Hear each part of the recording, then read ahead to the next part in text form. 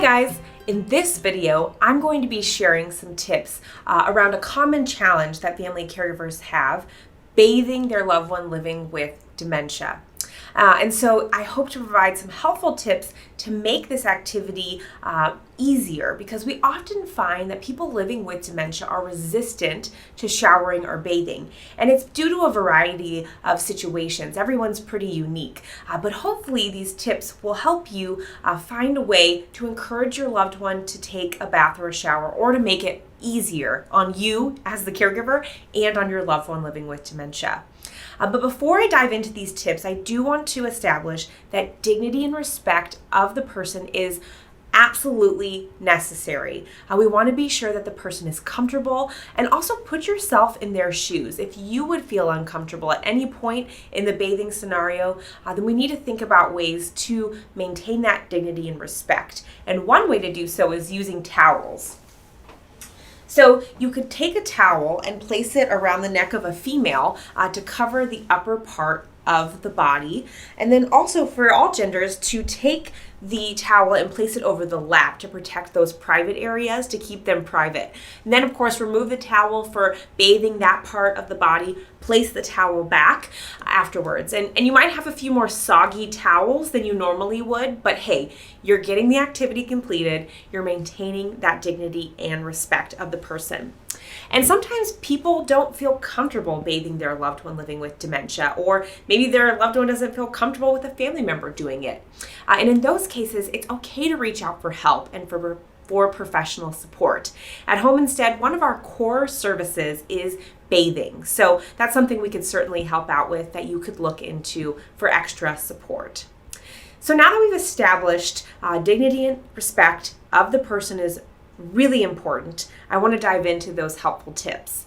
So first, consider offering a choice to your loved one.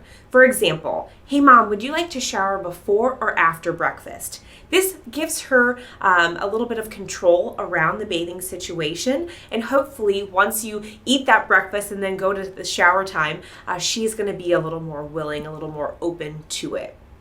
Next, you could use cues from the past to help with the bathing scenario. So if your loved one used to shower at night before bed, and here you are trying to get them to shower in the morning, that might be why you're having a little struggle. Maybe try it at night. You might have to rearrange your schedule a little bit to accommodate, but that might be the key to success for your loved one living with dementia. Also, use some of their favorite things to incorporate into the bath time situation or the shower time. You could light their favorite scented candle. Maybe it's lavender, maybe it's rose. You could put on their favorite song or their favorite artist to create a more inviting and fun environment throughout the bathing experience. And then you want to make sure that the room itself is comfortable. From a temperature perspective, you could use a comfy, cozy robe to put around them. You could also throw those towels in the dryer beforehand to make sure that they're nice and warm. You could also, I've seen family members turn on a blow dryer and then use it to heat up the room before their loved one comes into the bathroom. A few quick things that could make the environment more comfortable. Then you also want to think about the water pressure and temperature. Obviously, we want a comfortable water temperature, but also think about the pressure of the water.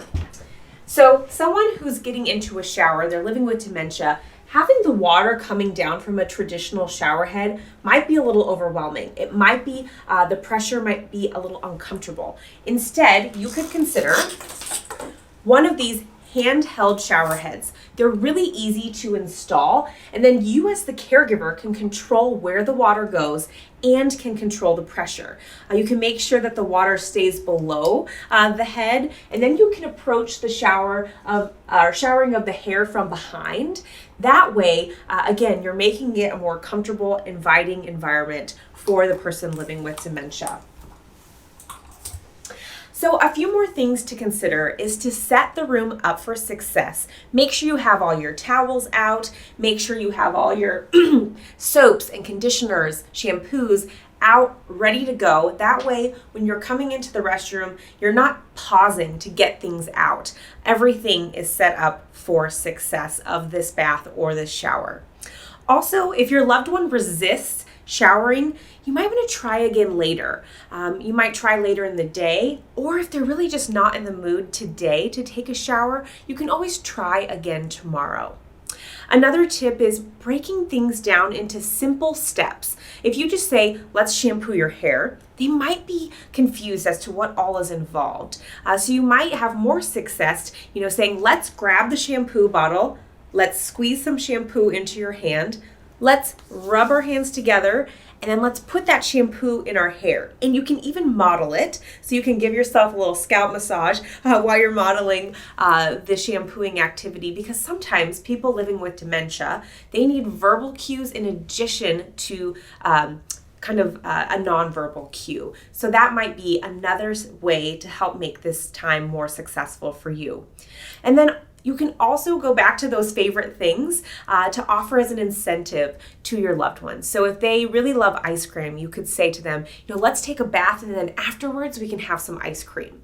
Or if they love going to the park, you could say, hey, let's go to the park, but first let's take a shower. So hopefully that encourages the activity and it gets it done successfully. These tips, you might have to try a few of them a few different times, a few different ways. What works today might not work tomorrow. You can even keep a little journal to keep track of what's working, what's not working. And you can also share that information with everyone that's involved in your loved one's care. So I hope that these tips can really help you in your quest to get your loved one to bathe or shower. And if you have any tips I haven't shared today, I would love to hear from you. Comment below. And I really appreciate you watching this video.